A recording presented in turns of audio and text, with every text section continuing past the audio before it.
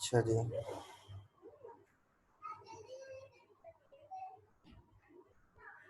अच्छा, मैं आपको बता देता हूँ कि हम जो शुरू में पढ़ने जा रहे हैं कि हम इंट्रोडक्शन पहले पढ़ना चाह रहे हैं एआई का।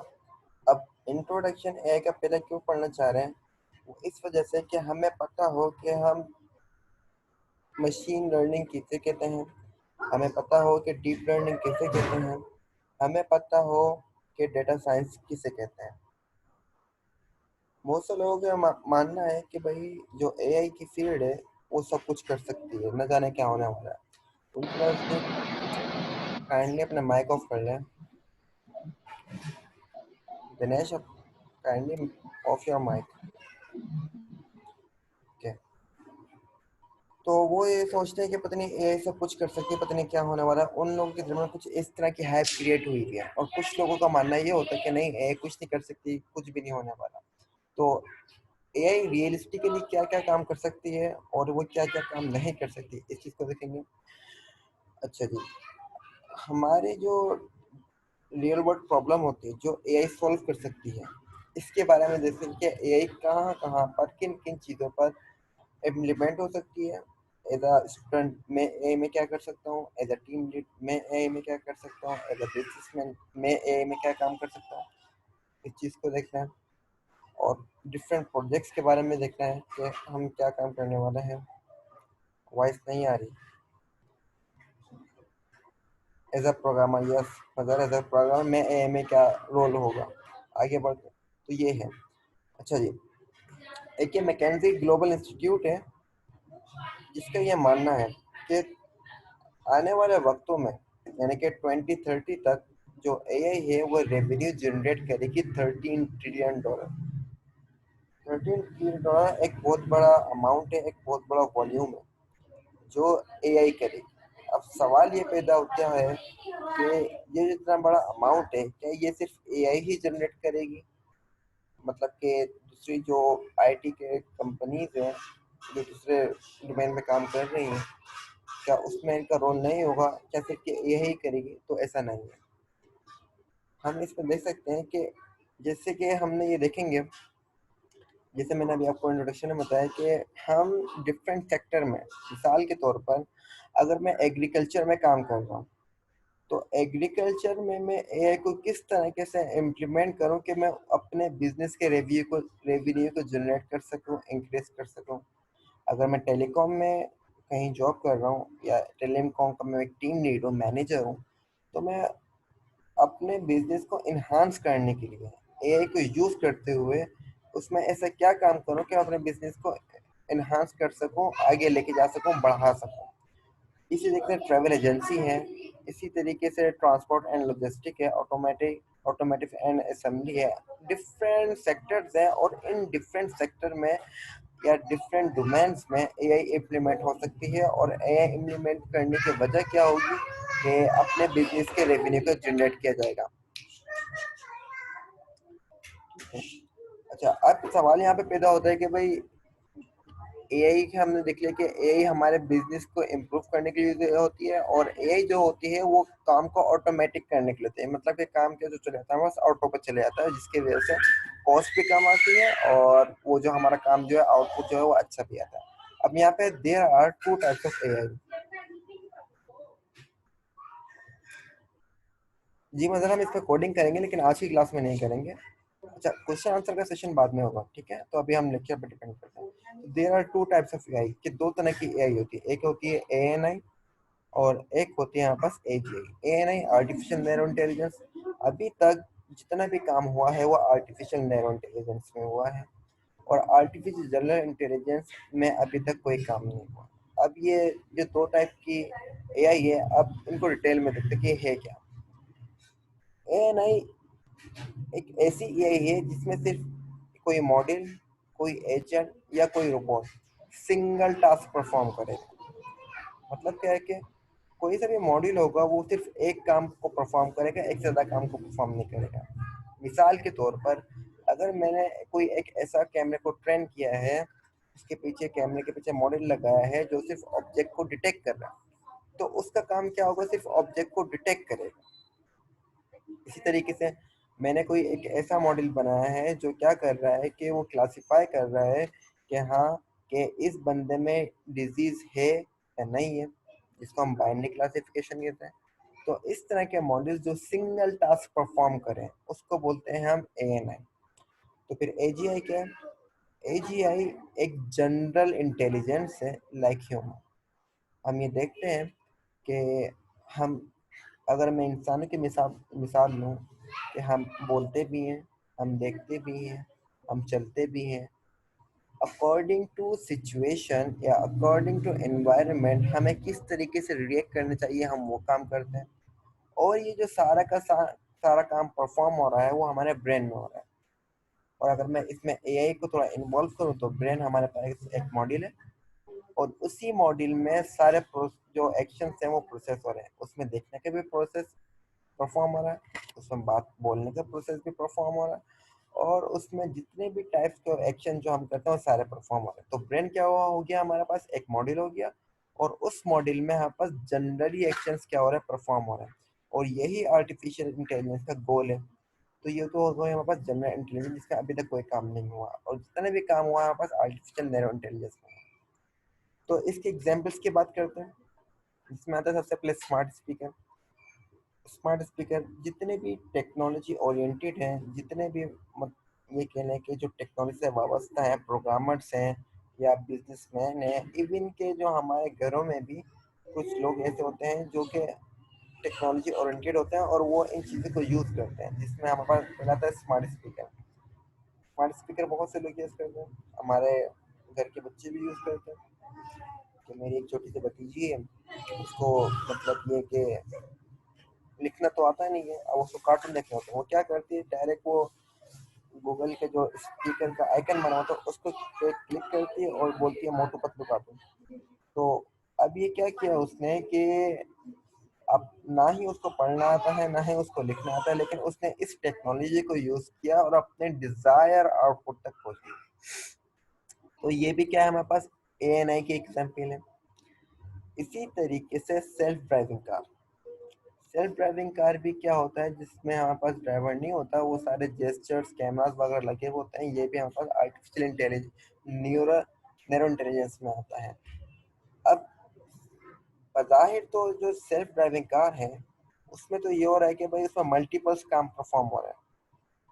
तो क्या ये आर्टिफिशियल जनरल इंटेलिजेंस हुई या नहीं हुई? तो ऐसा नहीं है, ये आर्टिफिशियल जनरल इंटेलिजेंस नहीं है। वजह क्या है इसकी, कि इसके अंदर डिफरेंट मॉडल जो हैं वो ट्रेन हुए हैं। जो एनवायरनमेंट में जो कार को डिटेक्ट कर रहा है उसका मॉडल अलग ट्रेन हुआ हुआ है, लोकेशन को ट्रैक करने के लिए अलग मॉडल ट्रेन हुआ हुआ है।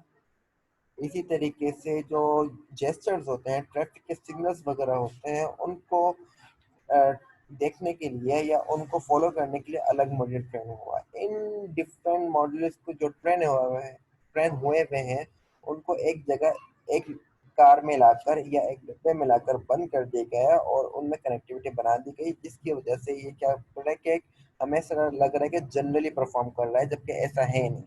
तो जो सेल्फ ड्राइविंग कार है ये भी हमारे पास एक आर्टिफिशियल नैरो इंटेलिजेंस की एग्जाम्पल है। इसी तरीके से AI to do web search हम ये देखते हैं कि जिस तरीके से हमारी नेट पर सफरिंग होती है या जिस तरीके से हमारे पास नेट पर सर्चिंग होती है, उसी तरीके से हमें कंटेंट मिलता है। मिसाल के तौर पर अगर मैं अपनी सर्चिंग में अगर क्रिकेट के बारे में सर्च करूँ, तो मैं कुछ थोड़ी देर बाद देखूंगा या कुछ टाइम बाद देखूंगा कि मेरे पास जो कंटेंट नया दिख रहा होगा वो अबाउट क्रिकेट दिख रहा होगा। इसी तरीके से अगर मैं बुक्स के बारे में सर्चिंग कर रहा हूँ, सफरिंग कर रहा हूँ, तो मैं ये भी देखूंगा कि मुझे कुछ टाइम बाद बुक्स के बारे में सर्चिंग हो रही है। ऐसा कभी भी नहीं होगा कि मैं बुक्स के बारे में सर्च कर रहा हूँ और मुझे मेडिसिन के बारे में इंफॉर्मेशन मिल रही है, ऐसा नहीं होगा। ठीक है, अगर ऐसा हो गया, मिसाल के तौर पर अगर मैं बुक्स के बारे में सर्चिंग कर रहा हूँ और मुझे मेडिसिन के बारे में इंफॉर्मेशन मिल रही है, तो इसमें फॉल्ट क्या है? इसमें फॉल्ट ये है कि जो पीछे जो मॉडल लगा हुआ है वो गलत डेटा पर ट्रेन हुआ हुआ है, और जब वो गलत डेटा पर ट्रेन हुआ हुआ है तो वो गलत प्रिडिक्शन कर रहा है। लेकिन मैंने पहले ये बात कही कि ऐसा होता नहीं है। अच्छा, जब हम वेब सर्चिंग करते तो होता क्या है? तो जब हम वेब सर्चिंग करते तो पीछे हमारा एक लॉग बनता है। कि जितना भी हमने सर्चिंग करी है, सफरिंग करी है, उसका एक लॉग बनता है। वो लॉग जो बनता है वो जाता है एल्गोरिथम के पास। एल्गोरिथम उस लॉग को, उस हिस्ट्री को प्रोसेस करता है अपने मॉडल में। देन जब वो प्रोसेस कर लेता है, इनपुट रिसीव कर लेता है मॉडल, तो उसके बाद वो देखता है कि इनपुट में क्या आया। उस इनपुट को देखते हुए वो डिजायर आउटपुट आपकी स्क्रीन पे दे देता है। तो ये भी हमारे पास क्या है, आर्टिफिशियल नैरो इंटेलिजेंस की एक एग्जाम्पल है। और जितने भी एप्लीकेशंस वगैरह हैं जो हम जब आगे जाके देखेंगे, वो हम आर्टिफिशियल नैरो इंटेलिजेंस में की आर्टिफिशियल नैरो इंटेलिजेंस की एग्जाम्पल्स हैं। अच्छा जी, अब यहाँ पे लिखा हुआ है कि जो असल मकसद है रिसर्चर का या जो इस पर काम कर रहे हैं, वो ये है कि हम किसी न किसी तरीके से जनरल इंटेलिजेंस बना लें, कि एक ऐसा मॉडल बना लें वो जनरली परफॉर्म कर सके। बहुत से लोगों का जो नॉन टेक्निकल है, उनका ये मानना है कि अगर हम एक ऐसा मशीन बना लेते हैं, एक ऐसा रोबोट बना लेते हैं, या एक ऐसा एजेंट बना लेते हैं जो कि ह्यूमन लाइक बिहेव करता है, कि जिस तरह इंसान काम करते हैं उस तरह से बिहेव करता है, तो उनके अंदर एक डर पाया जाता है, एक फियर पाया जाता है कि कहीं ऐसा ना हो जाए कि जो मशीन हैं या जो रोबोट्स हैं या जो एजेंट्स हैं वो इंसानों पर डोमिनेट ना हो जाए। मतलब क्या इसका कि वो इंसानों पर हावी ना हो जाए, तो उनके अंदर ये एक फियर पाया जाता है। जबकि जो हमारे टेक्निकल जो पर्सन हैं, जो रिसर्चर हैं, उनके नज़दीक ये बात जो है वो बेमानी है। अच्छा जी, अब प्रोग्रेस की बात करते हैं कि भाई अभी तक आर्टिफिशियल नैरो इंटेलिजेंस में या आर्टिफिशियल जनरल इंटेलिजेंस में कितनी प्रोग्रेस हो चुकी है। मैंने भी आपको पहले बताया कि जितनी भी प्रोग्रेस हुई है वो अभी सिर्फ आर्टिफिशियल नैरो इंटेलिजेंस में है। आर्टिफिशियल जनरल इंटेलिजेंस में अभी तक हमारे पास कोई भी प्रोग्रेस नहीं हुई है। अच्छा जी, तो अब इसको प्रोग्रेस होने में कितना टाइम लगेगा? रिसर्चर का ये मानना है कि आर्टिफिशियल जनरल इंटेलिजेंस का आने में अभी 100 साल भी लग सकते हैं, 200 साल भी लग सकते हैं, 1000 साल भी लग सकते हैं। बताइए, तो हमें ये नज़र नहीं आ रहा कि आने वाले वक्तों में कोई एक ऐसी चीज़ बन जाएगी जो ह्यूमन लाइक परफॉर्म करेगी। अगर ऐसी चीज़ बन जाती है तो वो ह्यूमन से अच्छा काम कर सकती है। वो कैसे? वो इस वजह से कि इंसान तो थक जाता है, एक 5 घंटे काम किया, 6 घंटे काम किया, एट के वो थक जाएगा। और मशीन तो कभी थकता नहीं है अगर उसको प्रॉपर जो उसकी डिजायर्ड है वो उसको मिलती है। मिसाल के ऊपर गाड़ी को पेट्रोल मिलता रहे और उसको जो उसकी प्री कंडीशंस होती हैं उसको वो चीज़ मिलती रहे, तो वो कंटिन्यू चलती रहेगी। इसी तरीके से अगर हम एक ऐसा रिपोर्ट बना लेते हैं जो कि जनरली परफॉर्म करे, तो वो इंसानों से अच्छी प्रिडिक्शंस करेगा और इंसानों से अच्छा काम करेगा। लेकिन इसको आने में अभी टाइम लग रहा है। बज़ाहिर तो ये बात हमें मुमकिन नहीं आ रही कि ऐसा कभी बनेगा। अगर हम अपने पिछले 20 से 30 साल में को डेटा को उठा के देख लें कि उस वक्त जो हम सोचते थे वो आज पॉसिबल हो रहा है, तो आने वाले वक्तों में यह पॉसिबल हो सकता है कि हम कोई एक ऐसा रिपोर्ट्स बना लें जो कि ह्यूमन लाइक एक्ट कर सके। हम अक्सर मूवीज में भी देखते हैं ये चीज़। जो हमारा गोल है, जो हम पढ़ने वाले हैं, वो मशीन लर्निंग। मशीन लर्निंग की 3 टाइप्स होती है। पहली टाइप कहलाती है सुपरवाइज लर्निंग, दूसरी टाइप कहलाती है अनसुपरवाइज लर्निंग, और जो तीसरी टाइप कहलाती है हमारे पास री इन्फोर्समेंट लर्निंग कहलाती है। चलो, हम जिस टाइप पर काम करेंगे वो हम करेंगे सुपरवाइज लर्निंग। सुपरवाइज लर्निंग होती क्या है? सुपरवाइज लर्निंग मशीन लर्निंग की एक ऐसी टाइप होती है जिसमें हम डेटा के साथ साथ उसका लेबल भी ट्रेनिंग के दौरान देते हैं। अब इस बात को कैसे समझें? मिसाल के तौर पर मेरा पास एक ऐसा डेटा है, ह्यूमन का डेटा है जिसमें मेल और फीमेल है। अब मैं उस डेटा पर ट्रेनिंग करना चाह रहा हूँ।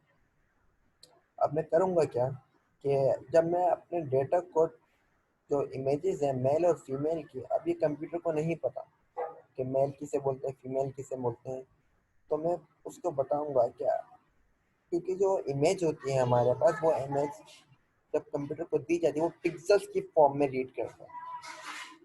तो जाहिर सी बात है मेल के जो पिक्सेल्स होंगे और जो फीमेल के जो पिक्सेल्स होंगे वो डिफरेंट होंगे, जिसकी वजह से जो इमेज बनती है वो डिफरेंट ही बनती है दोनों की।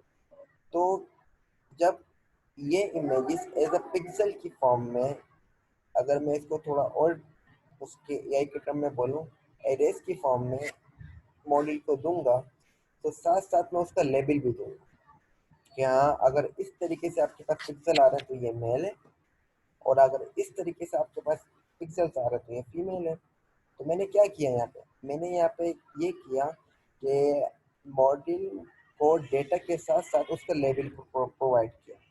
ये जो टाइप कहलाती है सुपरवाइज लर्निंग कहलाती है, और यही हम इस कोर्स में करने वाले हैं। सुपरवाइज लर्निंग की यहाँ पे एक एग्जाम्पल दी हुई है कि यहाँ पे हमारे पास इनपुट ऑडियो आ रहा है ए। मतलब क्या है कि हमारे पास एक इनपुट है ए और एक आउटपुट आ रहा है बी।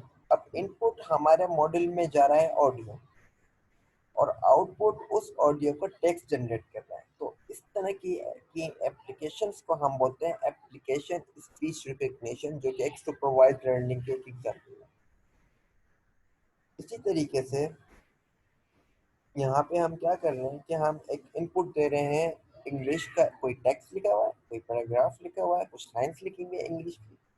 वो इंग्लिश की लाइन्स में अपने मॉडल को दे रहा हूँ एज अ इनपुट ए।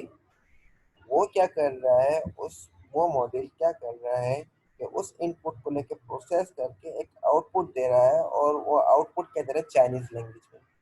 तो इस तरह की एप्लीकेशंस को बोलते हैं हम एप्लीकेशन मशीन ट्रांसलेशन, जो कि एक सुपरवाइज्ड लर्निंग की ही एग्जाम्पल है। इसी तरीके से अगर मैं आपसे बात करूं कि ऑनलाइन इंडस्ट्री के बारे में, ऑनलाइन एड्स के बारे में, तो उसमें भी यही है कि जिस तरीके के हम सर्चिंग होगी, सफरिंग होगी, जिस तरीके से हम क्लिक करेंगे, वो चीज़ हमारा क्या हो रही है, रिकॉर्ड हो रही है। और वो रिकॉर्ड होने के बाद उस पर क्या हो रहा है, पीछे एआई लगी हुई है, मशीन लर्निंग के एल्गोरिथम्स लगे हुए हैं, उन पे जाके प्रोसेस होता है, और उस प्रोसेस होने के बाद हमारे पास क्या आता है, अपना डिजायर आउटपुट आता है, और उससे रिलेटेड कंटेंट आता है। तो एड या यूजर इनको मतलब क्या है, ताकि जो हमारे पास एड्स दिखते हैं वो हमारी नेट सफरिंग की बेस पर दिखते हैं। तो नेट सफरिंग जो भी हम कर रहे हैं वो एज अ इनपुट ए है, और जो हमें वापस कंटेंट दिख रहा है वो आउटपुट बी है। तो इस तरह की एप्लीकेशन को भी एप्लीकेशन मशीन ट्रांसलेशन कहते हैं, जो कि एक सुपरवाइज्ड लर्निंग की हमारे पास एक एग्जाम्पल है।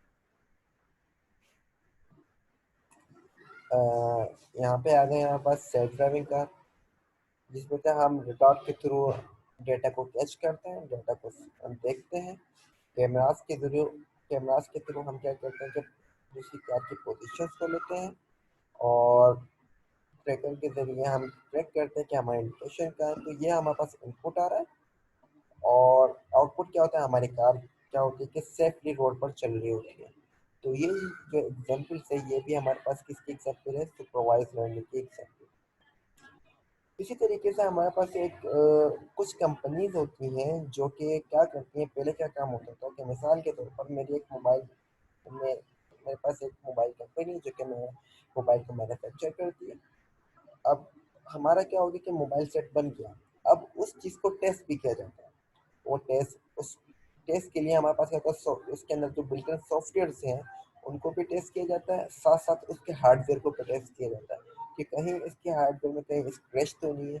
तो उसके लिए इसके के बंदे बैठे होते थे, क्वालिटी इंश्योरेंस के बंदे बैठे होते थे, जो कि इसको मैनुअली चेक करते थे।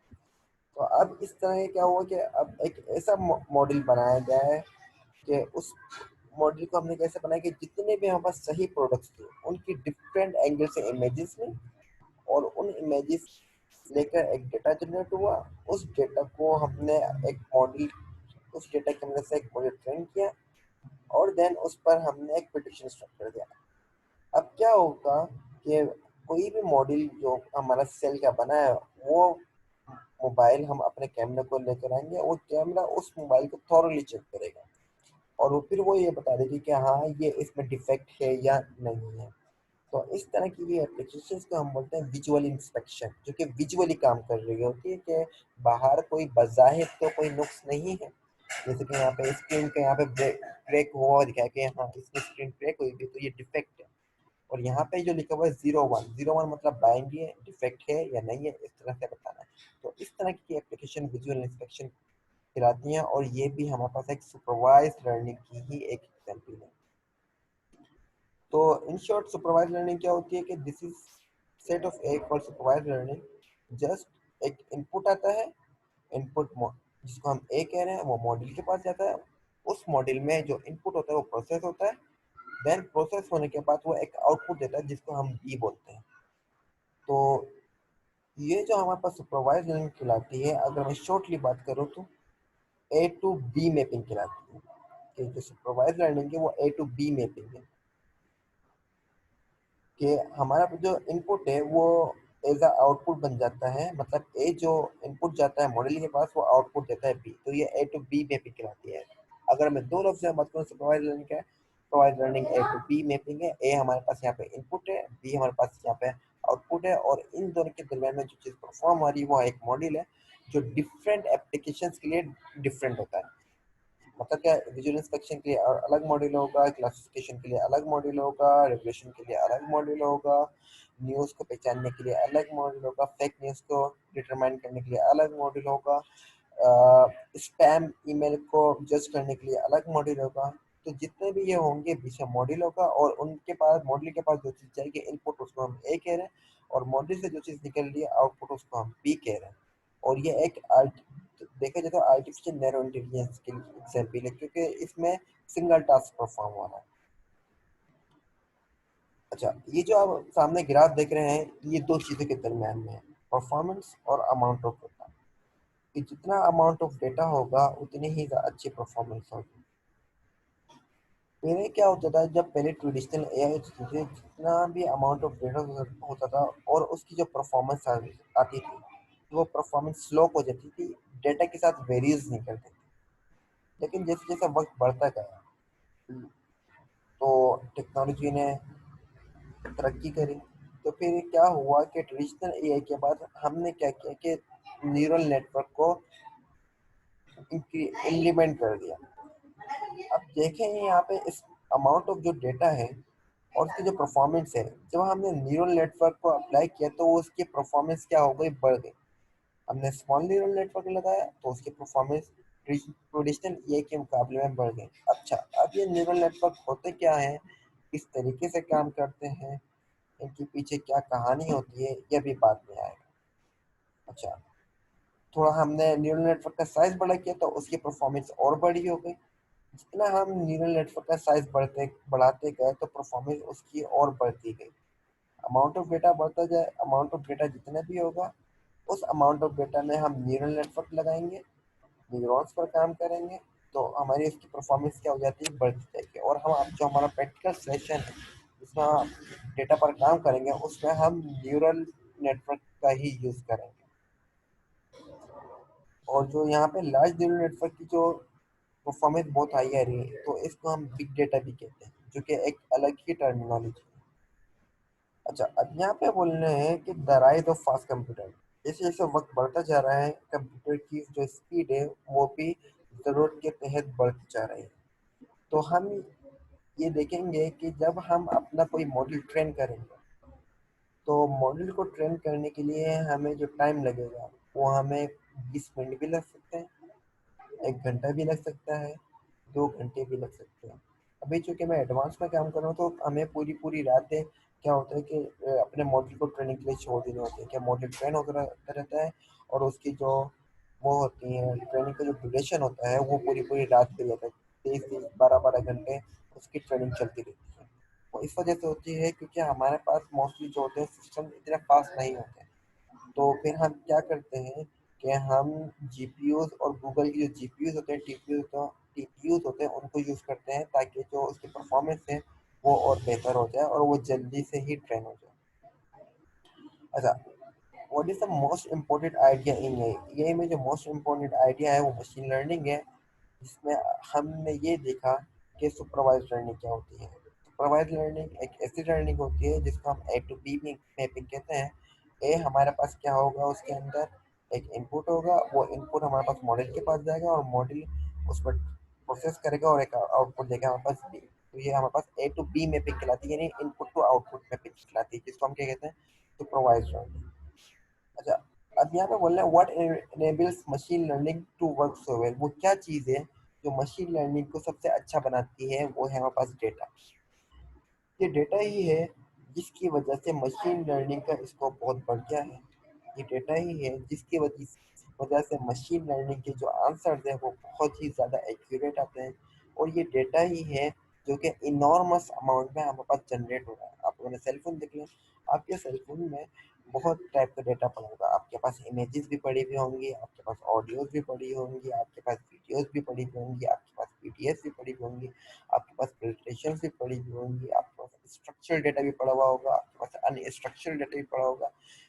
तो ये आपके एक जस्ट एक आपके एक सेल फोन में और लाखों करोड़ों सेल फोन है, तो सोचे कि डेटा इनॉर्मस अमाउंट में जनरेट हो रहा है। और यही डेटा हमारे मशीन लर्निंग को क्या बनाता है, बहुत अच्छे तरीके से परफॉर्म करने के काबिल बनाता है। अच्छा, अब यहाँ पे आप एक डेटा सेट देख रहे हैं। इस डेटा सेट में आपके पास दो कॉलम्स दिख रहे हैं। पहला कॉलम क्या आपके पास साइज ऑफ हाउस का दिख रहा है, दूसरा आपके पास प्राइस का दिख रहा है। अच्छा, मशीन लर्निंग में जो कॉलम्स होता है उसको हम बोलते हैं फीचर्स बोलते हैं। ये देखे तो क्या हमारे पास इस साइड में दो फीचर्स हैं। पहला फीचर क्या है, साइज ऑफ द हाउस है, और दूसरा फीचर क्या है, प्राइस है। और जो रोज होती है उसको हम रिकॉर्ड्स बोलते हैं। तो यहाँ पे हमारे पास दो फीचर है। एक feature size of the house है जो कि हमारे पास क्या ए मतलब क्या इनपुट है, और दूसरा फीचर क्या है हमारे पास प्राइस, और जो कि यहाँ पे बी लिखा हुआ है मतलब क्या है हमारे पास आउटपुट है। अच्छा जी, तो अभी जो इनपुट आ रहा है हमारे पास, वो इनपुट ये आ रहा है कि अगर मकान का साइज इतने फीट हो, 523 फीट स्क्वायर फीट हो, 645 स्क्वायर फीट हो, तो उसके ऊपर हमारे पास प्राइस कितने लगेंगे, वो इतने डॉलर लगेंगे या इतने डॉलर लगेंगे। तो मतलब क्या है बात, क्या अगर मेरे पास स्क्वायर जो हाउस साइज ऑफ हाउस है वो अगर इतने स्क्वायर फीट हो, तो उस पर कितने हमारे पास वो लगेंगे, प्राइस लगेंगे। अब इस एग्जांपल में देखें कि यहाँ पर एक फीचर और बढ़ गया, वो बढ़ गया नंबर ऑफ बेडरूम्स। अब यहाँ पे पास दो इनपुट फीचर आ गए हैं। पहला फीचर क्या है, साइज ऑफ द हाउस का आया, और दूसरा फीचर आया पास नंबर ऑफ बेडरूम्स का।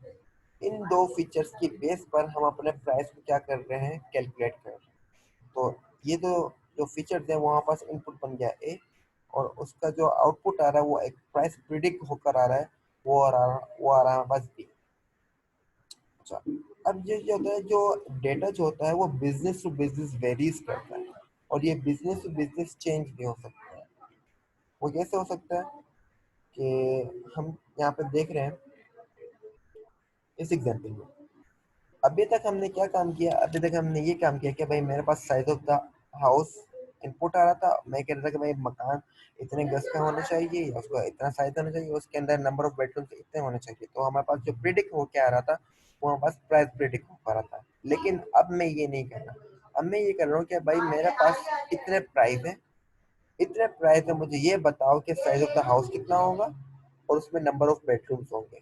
तो यहाँ पे हुआ कुछ नहीं है, यहाँ पे बस डेटा के पैरामीटर्स चेंज हो गए। वो पैरामीटर्स क्या हो गए कि जो पहले इनपुट था वो आउटपुट बन गया, और जो वो आउटपुट था हमारे पास पहले, अब वो इनपुट बन गया। तो यहाँ पर उसके पैरामीटर्स चेंज हो गए। तो ये बिजनेस टू बिजनेस हमारे पास डेटा चेंज भी हो सकता है। अब सबसे बड़ी बात क्या भाई, एक्वायरिंग डेटा मतलब क्या, डेटा को जमा कैसे किया जाए। अच्छा जी, डेटा को, अच्छा मैंने आपको यहाँ पे जो आपको दिख रही है मैनुअल लेबलिंग, जो कि एक पिक्चर्स की बात हो रही है। अब होता क्या है कि बहुत से कुछ डेटा सेट्स ऐसे होते हैं जिनके ऊपर लेबलिंग नहीं होती, तो उस पर हम मैनुअल लेबलिंग करते हैं। और मैनुअल लेबलिंग करने का तरीका क्या होता है कि जिस चीज़ को हम आइडेंटिफाई करना चाह रहे हैं तो उसका वो नाम लिखता है। मिसाल के तौर पर मेरे पास एक ऐसा डेटा है जिसमें बहुत सारी इमेजेस हैं, उसमें कैट की इमेजेस हैं। तो मैंने उस कैट के इमेजेस पे कह दिया भाई मेरे पास ये कैट है।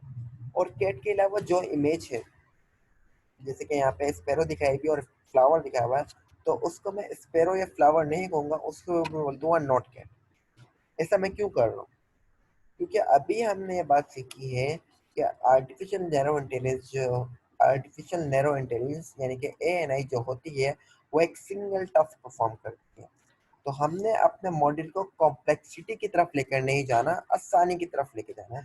हमने अपने मॉडल को ये ट्रेन करना है कि हाँ, अगर इस तरह की इमेज आए तो उसको कैट बोलो, अगर इससे हटकर कोई इमेज आए तो उसको नॉट कैट बोलो। उसको ये नहीं बोलो कि भाई ये स्पैरो है या फ्लावर है। ऐसा क्यों नहीं कर रहे हैं हम? क्योंकि ऐसा इस वजह से नहीं कर रहे हैं, इससे हमारा मॉडल जो है वो कंफ्यूज हो जाएगा और वो अपनी लर्निंग अच्छी नहीं कर पाएगा। तो मैनुअल लेबलिंग, इसी तरीके से हमारे पास जो होती है इंसानों का बिहेवियर होता है, कि मतलब इंसानों के बिहेवियर की बात अगर की जाए वो किस तरीके से, कि एक बंदा है, वो कोई ई कॉमर्स वेबसाइट पर या किसी भी दूसरे तरीके से जो जहाँ पर परचेजिंग की जाती है उस पर सर्चिंग करता है। पहले वो देखता है कि हाँ प्रोडक्ट है, प्रोडक्ट पे क्लिक करता है, उसको फिर प्राइस वगैरह को देखता है, तो वो ऐड टू कार्ट करता है।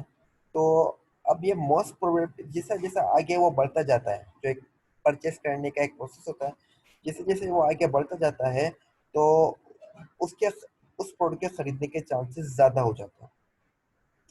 तो इस इंसानों के बिहेवियर को चेक करना, क्या आया ये बंदा जिसकी यूजर आईडी ये है इस टाइम पर और उसके इतने प्राइस हैं, वो ये प्रोडक्ट परचेस करेगा या नहीं करेगा।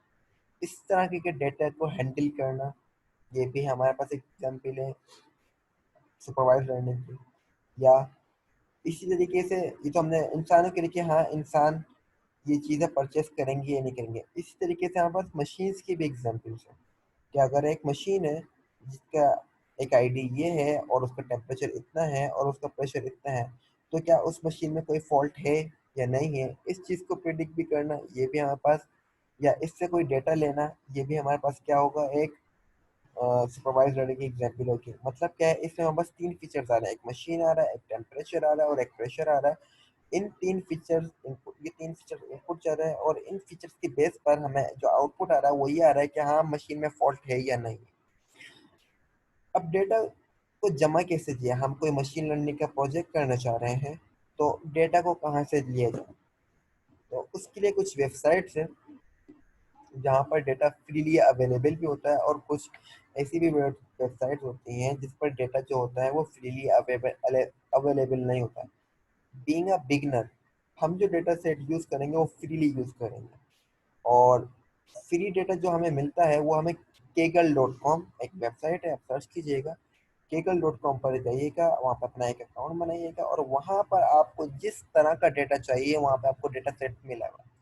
उस डेटा सेट को हम यूज़ करेंगे और उस पर अपना मॉडल को हम प्रिडिक्ट ट्रेन करेंगे एंड देन प्रिडिक्ट करेंगे। अब यहाँ पे उन्होंने एग्जाम्पल दी हुई है कि भाई वहाँ पे बस कंप्यूटर विजन या इमेजेस के डेटा सेट भी मिल जाएगा, सेल्फ ड्राइविंग कार के भी बहुत सारे डेटा सेट्स मिल जाएंगे, स्पीच रिकग्निशन के भी बहुत सारे डेटा सेट मिल जाएंगे, मेडिकल इमेजिंग डेटा सेट के मिल जाएंगे। मतलब कि अगर मैं कोई डिजीज प्रिडिक्ट करवाना चाह रहा हूँ कि इस बंदे को हार्ट अटैक होगा या नहीं होगा, इस बंदे को बीपी की डिजीज है या नहीं, या इस बंदे के एक्सरे में चेस्ट इन्फेक्शन है या नहीं, हेल्थ से हवाले से, स्पीच रिकग्निशन के हवाले से यानी कि एनएलपी नेशनल लैंग्वेज प्रोसेसिंग के हवाले से, इमेजेस के हवाले से, या सेल्फ ड्राइविंग कार, या इससे रिलेट इसके अलावा बहुत सारे डेटा सेट्स हैं वो हमारे पास यहाँ से मिल जाएंगे। और कौन सी वेबसाइट से मिलेंगे? वो kaggle.com की वेबसाइट से हमारे पास मिल जाएंगे। अच्छा, अब होता क्या है कि अगर मैं अपना कोई एआई का प्रोजेक्ट करना चाह रहा हूँ तो सबसे पहले मुझे डेटा चाहिए होगा। अब मैंने क्या किया कि भाई डेटा को जमा करना शुरू कर दिया। अब वो मैं डेटा को जमा करता गया, मेरे 1 साल गुजर गया, 2 साल गुजर गया, 3 साल गुजर गए, काफ़ी टाइम मेरे रिसोर्सेज भी लगे, मेरा पैसा भी लगा और मैं डेटा को जमा करता रहा और डेटा को जमा कर लिया। फिर वो कलेक्टेड डेटा मैं अपने एक एआई की टीम को देता हूँ और देन उनसे बोलता हूँ कि जो भी मैंने डेटा कलेक्ट किया है उसको यूज़ करो और मुझे बताओ जो मेरा डिजायर्ड आउटपुट है। तो इसमें क्या चीज़ है जो रॉन्ग अप्रोच है? तो वो रॉन्ग अप्रोच ये है कि हमें करना क्या होगा कि हमें थोड़े से ही डेटा, जो जितना भी हमने एक दिन में डेटा या 2 दिन में या मैक्सिमम एक हफ्ते में जो डेटा दिया है वो अपनी एआई को टीम को देना है। वो उसको प्रोसेस करेंगे, प्रोसेस करने के बाद वो हमें उसके रिजल्ट्स बताएगी कि हाँ आपने डेटा में ये चीज़ें करनी है, ये चीज़ें नहीं करनी। इससे होगा क्या जब हम डेटा और एआई टीम को साथ साथ कोलेब्रेशन में लेके चलेंगे तो हमारा टाइम भी सेफ होगा, हमारा जो डेटा होगा वो साथ साथ क्लीन भी होता रहेगा, और जो प्रेडिक्शन होंगी वो भी अच्छी होती जाएंगी। अगर मैं ऐसा करता हूँ कि पहले मैं ये सोच के पहले डेटा जमा कर देती हूँ, सारा डेटा जमा कर लिया और एआई के पास चला गया, एआई की टीम के बंदे को दे दिया। अब वो जब डेटा एआई की टीम के पास गया और वो उस डेटा को मैनिपुलेट कर ले, उसको रिसर्च कर ले और उसको थोड़ा देख ले और वो ये बोल देते कि भाई जो आप डेटा लेकर आए वो इनकम्प्लीट डेटा है या डेटा की जो मेन फीचर है वो है ही नहीं, तो आपको एक बहुत बड़ा लॉस होगा। वो लॉस क्या होगा? पहली बात कि आपके पैसे का लॉस होगा, दूसरी बात आपका टाइम का लॉस होगा कि आपने 1 2 3 साल वेस्ट कर दिए, और तीसरा जो लॉस होगा वो दूसरा जो लॉस होगा आपकी एफर्ट्स का लॉस होगा कि आपने इतने एफर्ट्स भी लगाए, इतना टाइम भी लगाया, तो आपका इतना पैसा भी लगा, लेकिन आपको हासिल क्या हुआ? कुछ भी नहीं हुआ। तो ये अप्रोच गलत है कि हम पहले डेटा को जमा कर लें, उसके बाद एआई को टीम को दें, तो ये गलत अप्रोच है। हमने करना क्या होगा, हमने जितना भी डेटा जमा कर लिया है वो एआई की टीम को दें, और देन उसके ऊपर हम आगे जो एआई टीम हमें इंस्ट्रक्शन दे वो हमें फॉलो करें। ये कौन काम करेगा? ये हम बीइंग ए स्टूडेंट हम भी कर सकते हैं, या जिस इदारे में या जिस डोमेन में या जिस कंपनी में या जिस फर्म में हम काम कर रहे हैं, अगर वहाँ का बिजनेस को एनहांस करना चाहते हैं, वो आप बेहतर जानते हैं कि मैं किस तरीके से अपने बिजनेस को एनहांस कर सकता हूँ, इसमें क्या चीज़ों को ऑटो कर सकता हूँ थ्रू एआई, वो मैं कर सकता हूँ। तो यहाँ आज तक हमारा यही है। नेक्स्ट क्लास जब होगी तो हम वहाँ पे थ्योरी नहीं करेंगे, हम क्या करेंगे कि हम वहाँ पे पहले नंपाई जो कि पाइथन की लाइब्रेरी है और पांडास उनको देखें, उनको उनके ऊपर कोड करेंगे कि वो किस तरीके से काम करती हैं, क्योंकि जितने भी मॉडल्स वगैरह बनते हैं या जितने भी हम एल्गोरिथम्स बनाते हैं, वो जो डेटा जाता है वो नंपाई और की नमपाई के एरेस और जो पांडास के थ्रू जाता है, उस पर हम देखेंगे कि किस तरीके से काम करेंगे। तो जो नेक्स्ट क्लास होगी हमारे पास, वो इंशाल्लाह हम उस पर नमपाई और पांडास पर काम करेंगे। देन उसके बाद हम अपनी मॉडल्स बनाने पर आ जाएंगे, और जो आउटलाइन आपने देखा होगी कि जो मॉडल्स जो हम बनाएंगे, पहले हम इमेज हैंड रिटन इमेज को यूज़ करेंगे, डेटा को यूज़ करेंगे, उस पर मॉडल बनाएंगे, फिर उसके बाद जो डिफरेंट मॉडल जो मैंने लिखे हैं उसको हम मॉडल बनाना स्टार्ट करेंगे। इसमें हमारे पास क्लासिफिकेशन भी आएगी, रेगुलेशन के प्रॉब्लम भी आएंगे, उनको भी देखेंगे। तो यहाँ पे जो हमारी क्लास होती है वो एंड होती है, बस 1 से 1.5 मिनट रह गया। इसके बाद जो हम आप वो करेंगे, क्वेश्चन आंसर का सेशन होगा, तो उस क्वेश्चन आंसर के सेशन में आप मुझसे जो क्वेश्चन करना चाहते हैं वो कर लीजिएगा। तो मिलते हैं क्वेश्चन आंसर के सेशन में आपसे।